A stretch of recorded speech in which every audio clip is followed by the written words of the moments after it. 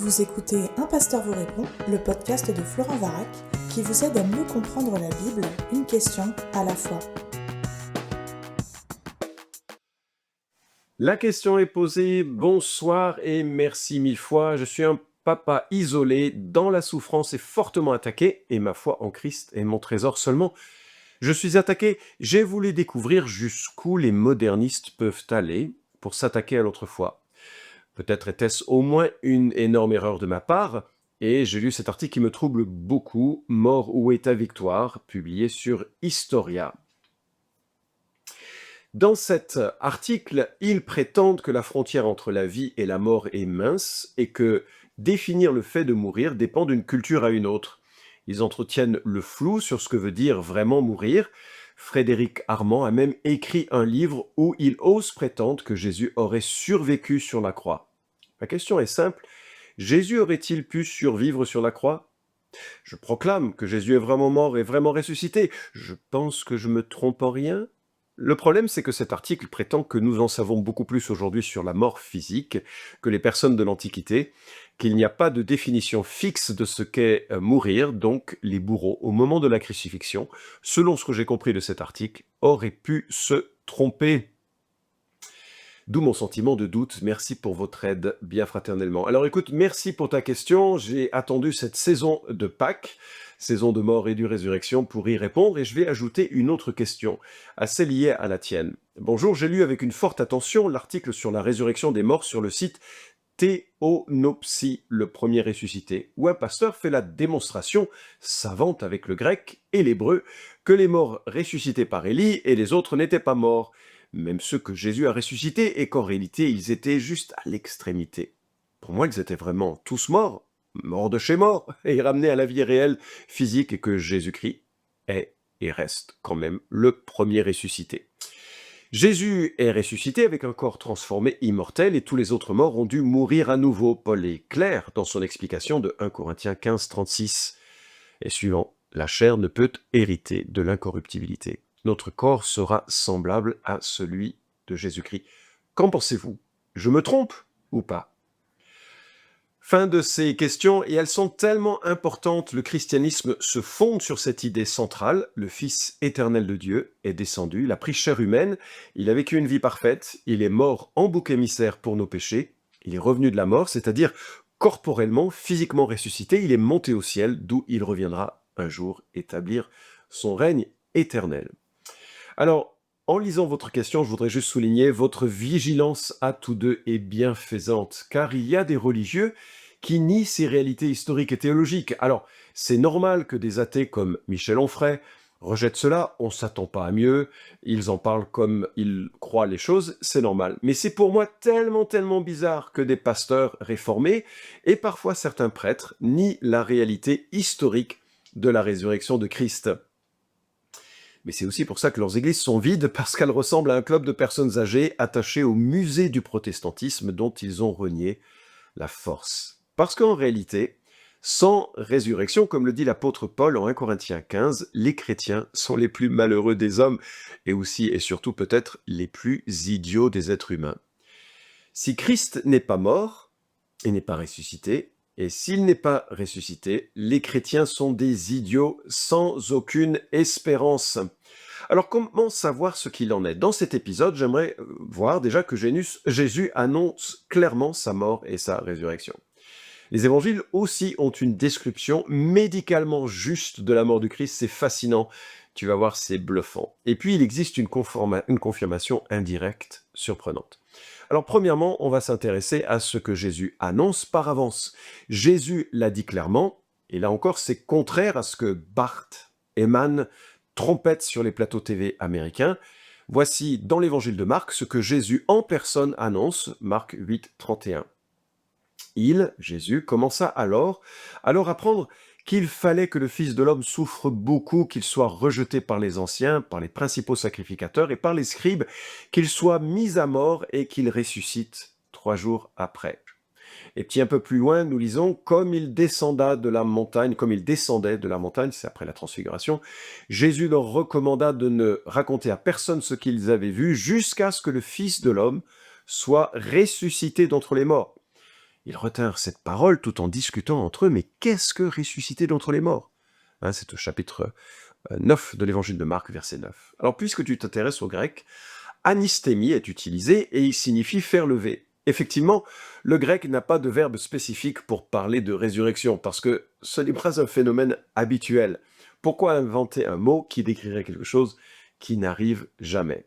Par contre, il est évident, tu as un mort et il se relève. En français, ça s'appelle une résurrection, et ça, c'est du grec de bas niveau. Se relever de la mort, c'est effectivement ce que l'on a traduit par résurrection, parce que personne ne se relève de la mort. Alors, deuxième remarque, les évangiles ont une description médicalement juste de la mort du Christ. Je ne sais pas si tu te souviens des vieux westerns, ça dépend de ton âge, mais ils sont assez amusants, surtout quand les gens se tirent dessus et qu'ils meurent. C'est tout sauf réaliste. On est dans le cinéma. L'acteur prétend mourir, et sa chute au sol est une chorégraphie qui n'a pas trop de lien avec la réalité. On voit bien que c'est de la comédie, puis qu'à l'époque, on voulait pas faire couler de sang et qu'on voulait pas choquer, donc c'était théâtralisé.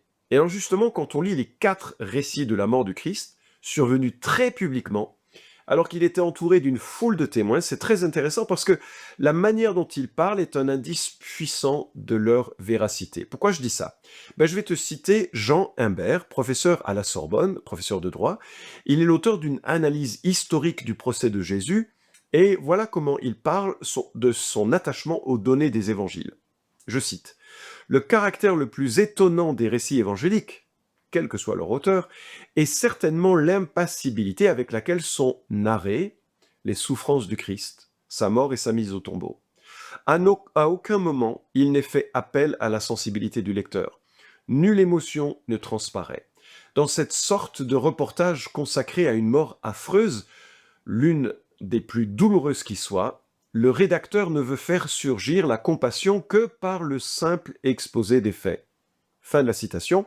Il s'agit de l'ouvrage Le procès de Jésus, Jean Imbert, Presse universitaire de France, collection, que sais-je. Tu as remarqué le simple énoncé ou exposé des faits. Et effectivement, la mort n'a rien d'un coup de théâtre, pourtant elle est centrale pour l'évangile. Matthieu 27, 50, Jésus poussa de nouveau un cri d'une voix forte et rendit l'esprit.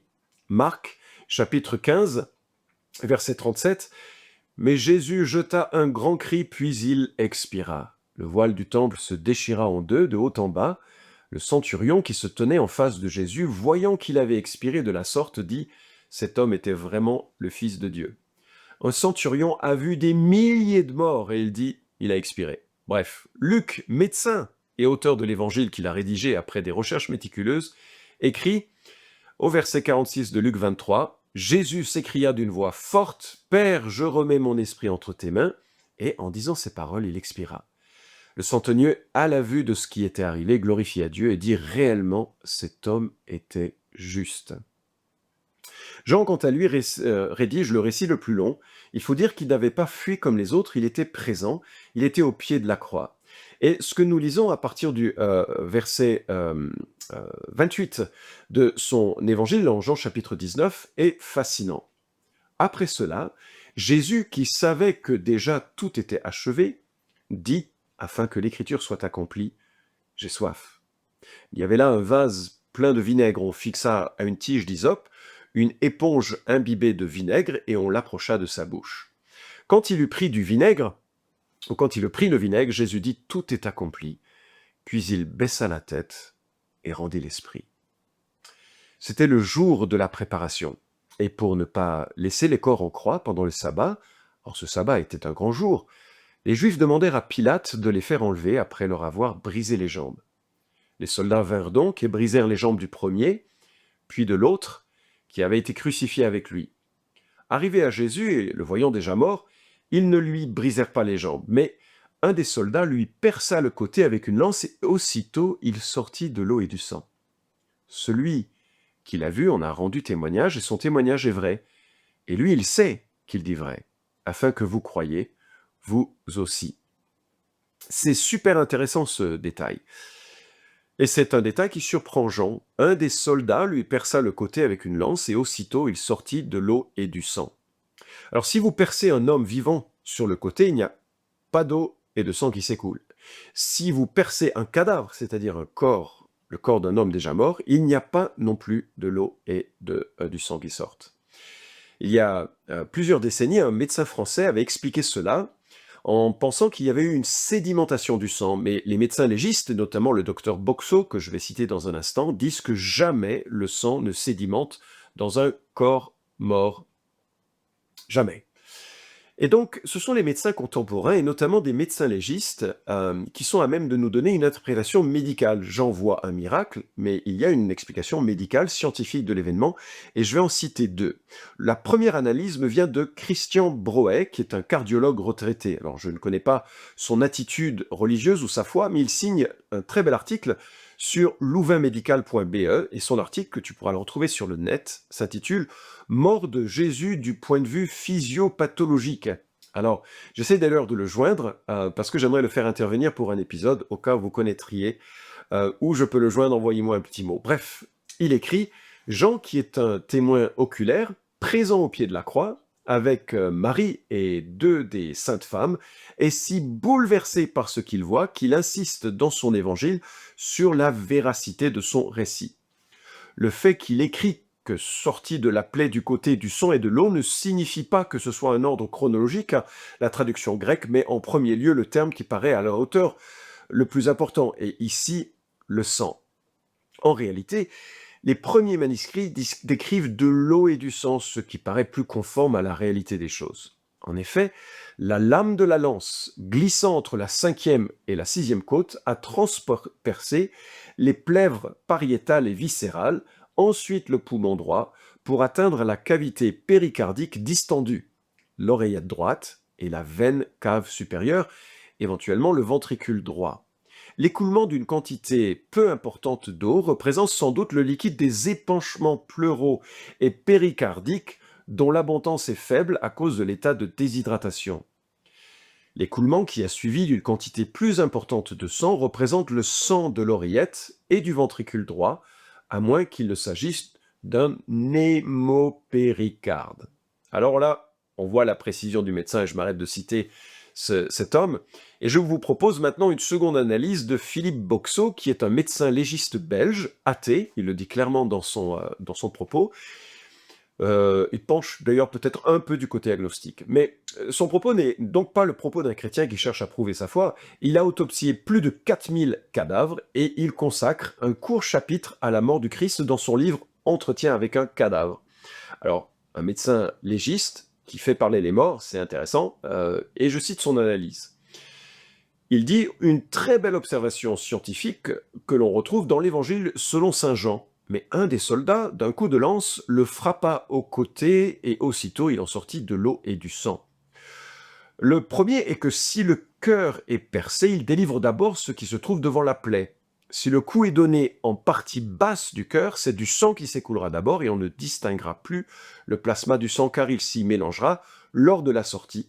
Tandis que si le coup est donné en partie haute du cœur, c'est le plasma qui s'écoulera seul, car la pression atmosphérique ne permettra l'écoulement que de ce qui se trouve au-dessus du niveau où est porté le coup. Or, les éléments les plus lourds, qui évoquent le sang par leur couleur, sont en partie basses. Si vous n'avez compris, ce n'est pas grave, car cette discussion est plus académique qu'utile, comme vous le lirez ci-après. Et je continue donc les citations de son livre fascinant. Certains imaginent qu'elle viendrait d'un épanchement péricardique traumatique engendré par les coups reçus. Si tel était le cas, elle serait mélangée avec le sang lors de l'issue de celui-ci et rien ne permettrait de les distinguer.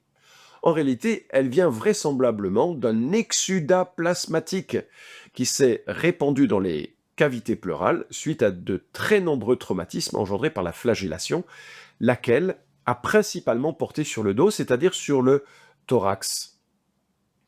Ainsi, la lance a d'abord traversé la cavité pleurale, permettant à l'exsudat plasmatique qui s'y trouvait, suite au traumatisme reçu, de sortir, puis a touché le cœur, permettant au sang d'en sortir également.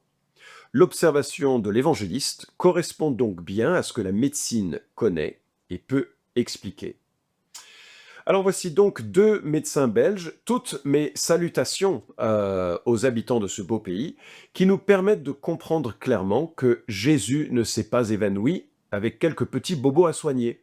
Il est mort, Et pour le coup, l'observation de Jean, médusé par ce qu'il voit, est de grande valeur scientifique et médicale. J'ai parlé d'une confirmation et n'aura pas de valeur de preuve, et quelque part le témoignage de l'Écriture est suffisant. Mais on n'a pas besoin d'en savoir plus.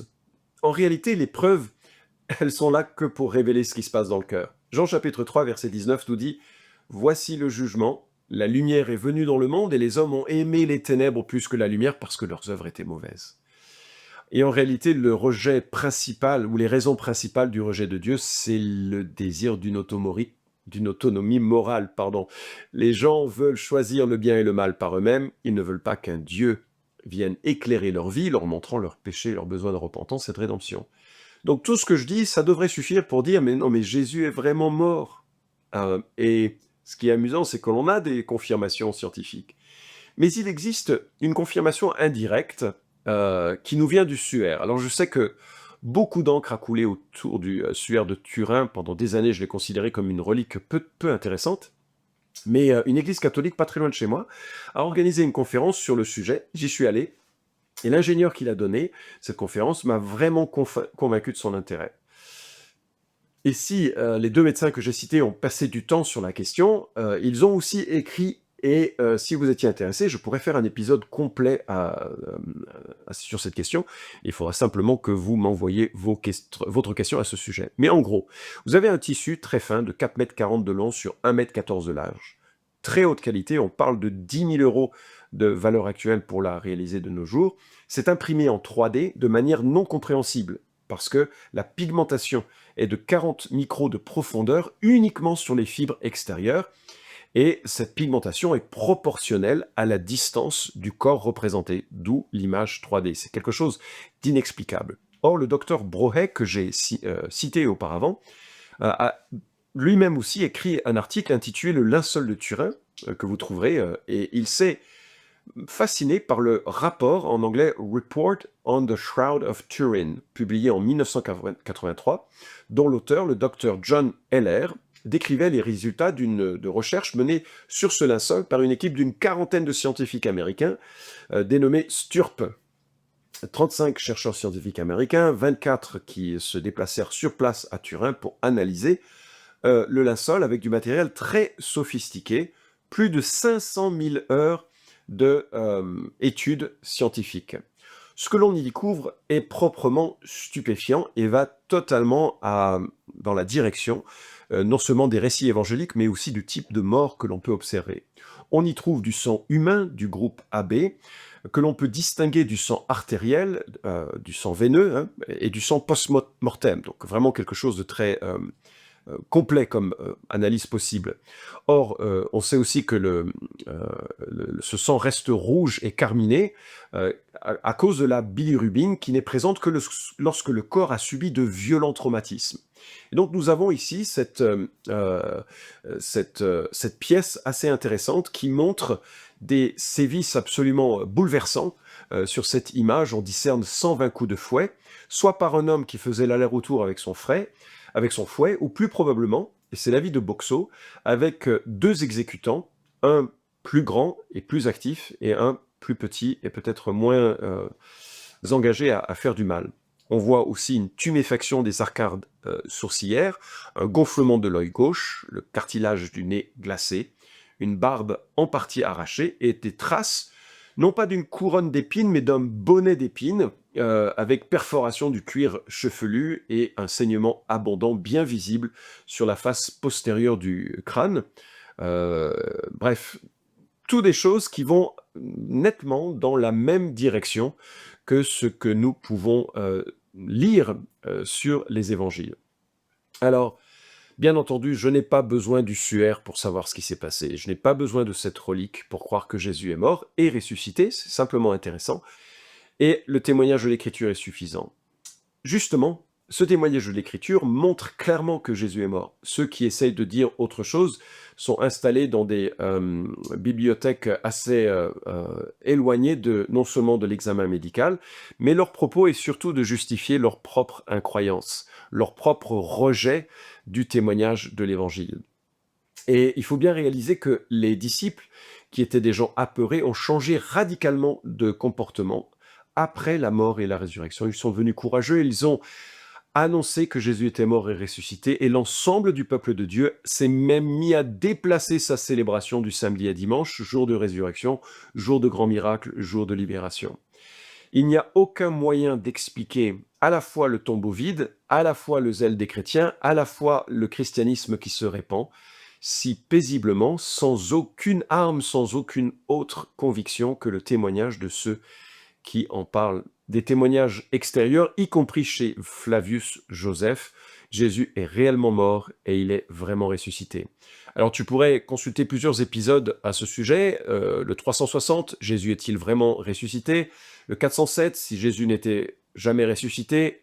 L'épisode 222, l'âme est-elle vraiment immortelle? Et puis l'épisode 178, qu'entend-on par retour personnel, glorieux, corporel de Christ? Alors voilà, Jésus est vraiment mort, il est vraiment ressuscité. Je termine avec 1 Corinthiens chapitre 15, à partir du verset 20. Mais maintenant, Christ est ressuscité d'entre les morts, et il est les prémices de ceux qui sont décédés. Car, puisque la mort est venue par un homme, c'est aussi par un homme qu'est venue la résurrection des morts. Et comme tous meurent en Adam, de même aussi tous revivront en Christ, mais chacun en son rang. Christ comme prémisse, et puis ceux qui appartiennent au Christ lors de son avènement. Ensuite viendra la fin, quand il remettra le royaume à celui qui est Dieu et Père, après avoir aboli toute principauté, tout pouvoir et toute puissance.